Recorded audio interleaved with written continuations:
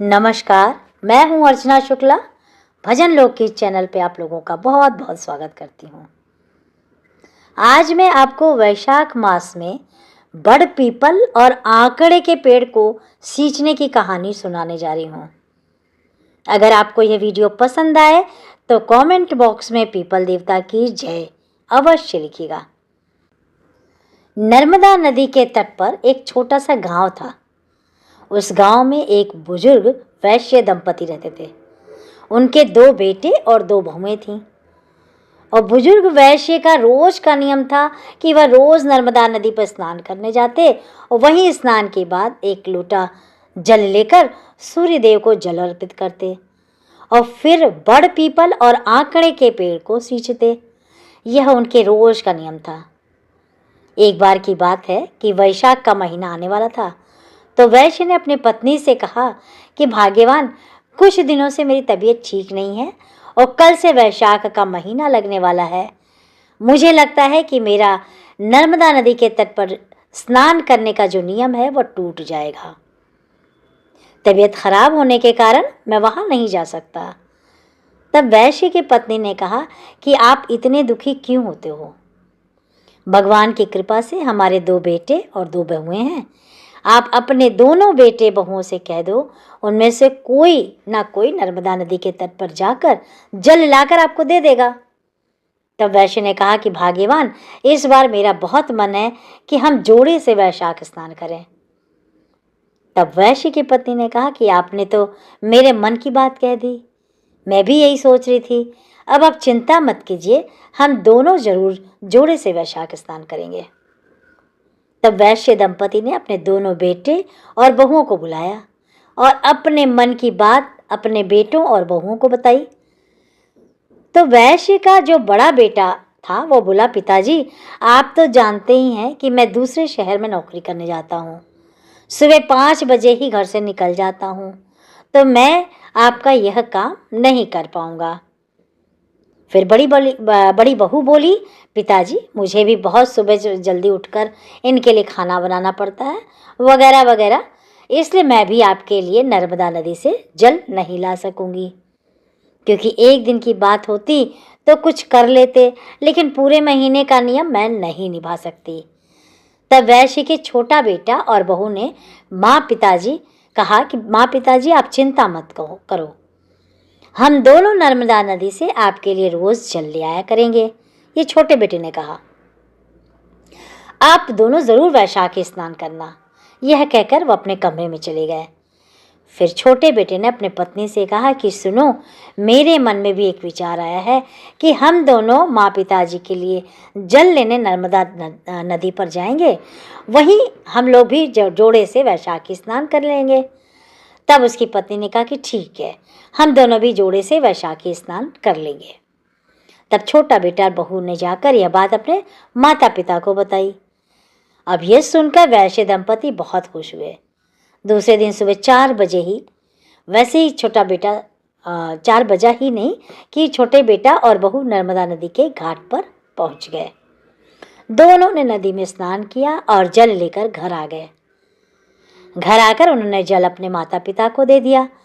फिर उस बुजुर्ग दंपति ने एक एक लोटा जल निकाल कर रख लिया और बाकी के जल से दोनों पति पत्नी ने स्नान कर लिया। फिर लोटे के जल से सूर्यदेव को अर्घ दिया और बड़ पीपल और आंकड़े के पेड़ को भी सींचा। बड़ पीपल और आंकड़े के पेड़ की पूजा की तथा 5 परिक्रमा भी लगाई। फिर छोटी बहू ने उन्हें भोजन दिया। छोटी बहू जो है उनके भोजन देती है और इस तरह से पूरा वैशाख का महीना बीत गया। जब वैशाख पूर्णिमा का दिन आया तो बुजुर्ग दंपति ने छोटे बेटे और बहू से कहा कि तुम दोनों ने भी हमारे साथ वैशाखी स्नान किया है, इसका संपूर्ण फल पाने के लिए हमें 2 जोड़ा ब्राह्मण दंपति को भोजन कराना चाहिए। तब उन्होंने अपनी छोटी बहू से कहा, बहू, तुम कल बढ़िया सा भोजन बनाना और 2 जोड़ी ब्राह्मण को गांव से बुला कर लाना। हम उन्हें भोजन कराएंगे और दक्षिणा भी देंगे।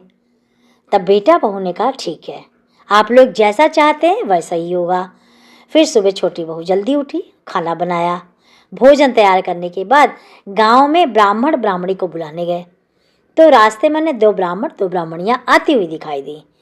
तो छोटी बहू ने सोचा कि शायद यह कोई तीर्थ यात्री हैं, हमारे गांव के तो हैं नहीं, तो क्यों ना भोजन के लिए मैं इन्हीं को घर ले जाऊं। फिर छोटी बहू उनके पास गई, उन्हें प्रणाम किया और कहा, हे ब्राह्मण, आज वैशाख पूर्णिमा के दिन हमारे सास ससुर जोड़े से ब्राह्मण ब्राह्मणी को भोजन कराना चाहते हैं। कृपया आप मेरे साथ भोजन करने के लिए मेरे घर पर चलिए। तब वह ब्राह्मण और ब्राह्मणी बोले, बेटी हम तो तीर्थ यात्री हैं, हमें भोजन मिल जाए इससे बड़ी क्या बात हो सकती है। फिर बहू उन ब्राह्मण ब्राह्मणी को अपने घर लेकर आई, उनको उनके लिए भोजन परोसा और सब ने भरपूर भोजन किया।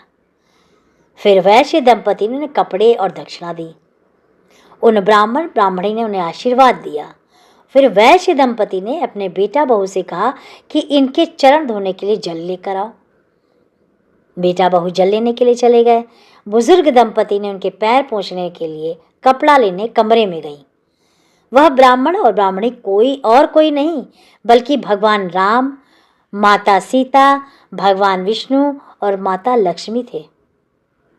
वह ब्राह्मण ब्राह्मणी का वेश रखकर दंपति और उनके बेटे बहू का वैशाख स्नान बड़पीपल और आंकड़े के पेड़ को सींचने का पुण्य फल देने आए थे। वह वहां से अंतर्ध्यान हो गए। जैसे ही वैश्य दंपति और उनके बेटा बहू वहां आए, वहां कोई नहीं था, लेकिन उन्होंने देखा कि उनका घर धन धान्य से भरा हुआ है। उन्हें बहुत आश्चर्य हुआ। उन्होंने उस जगह देखा जहां वो लोग बैठे थे, देखा कि जहां भगवान राम और सीता जी बैठे थे, भगवान राम के चरण धनुष के चिन्ह थे। जहां सीता माँ बैठी थी वहां मोहरों की थैलियां थीं, और जहां भगवान विष्णु बैठे थे वहां चक्र का निशान था, चिन्ह था। और जहां माता लक्ष्मी बैठी थी वहां तो हीरे मोती सोने चांदी के आभूषणों की ढेर थी। यह खबर पूरे गांव में फैल गई। तो वैसे ही दंपति के घर सब लोग देखने आए कि यहाँ भगवान प्रकट हुए हैं। जब वैसे दंपति के बड़े बेटे बहू को ये पता चला तो उन्हें बहुत दुख हुआ कि अगर हम भी वैशाख स्नान करते, माँ पिताजी को नर्मदा नदी का जल ला कर देते तो हमें भी भगवान के दर्शन होते। फिर वैसे दंपति ने गांव वालों से कहा, वैशाख मास में स्नान करने और बड़ पीपल सींचने, आंकड़े के पेड़ को सींचने से घर से दरिद्रता दूर होती है, घर में सुख समृद्धि का वास होता है। तो हे पीपल देव, हे वैशाख देव, जैसा सुख आपने दंपति को दिया, वैश्य दंपति को दिया, वैसे सबको देना। जय हो पीपल देवता की, जय हो बड़ पीपल की। और अगर आपको ये वीडियो पसंद आया हो तो कमेंट बॉक्स में ज़रूर कमेंट करिए, सब्सक्राइब करिए हमारे चैनल को और नई नई वीडियोस देखते रहिए। धन्यवाद। अगर हाइप का बटन आप प्रेस करते हैं तो हमारा उत्साह बढ़ाते हैं, और मैं यही चाहूँगी कि आप लोग प्लीज़ प्लीज़ प्लीज़ शेयर भी करें और हाइप दे दें। धन्यवाद। मिलते हैं एक नई जानकारी और एक नई वीडियो के साथ।